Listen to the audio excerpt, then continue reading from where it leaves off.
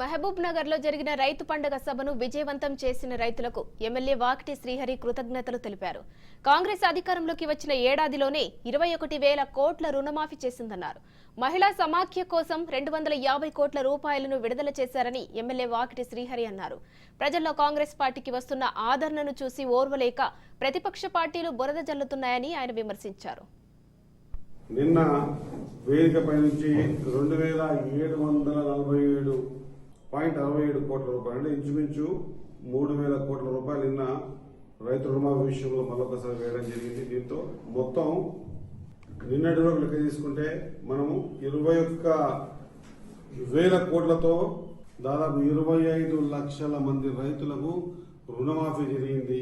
ఆ రుణమాఫీకి కారణం నిదర్శనం నిన్న రైతు సోదరులందరూ కూడా సంతోషంగా నిన్న కార్యక్రమాన్ని జయప్రదం చేయడం.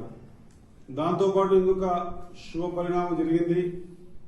రాష్ట్రంలో మొదటగా రైతుకిచ్చే 500 బోనస్ కూడా మక్తల్ నియోజకవర్గం కృష్ణా మండలంకి రైతులకు స్టార్ట్ అయ్యి వాళ్ళ అకౌంట్ పడడం జరిగింది.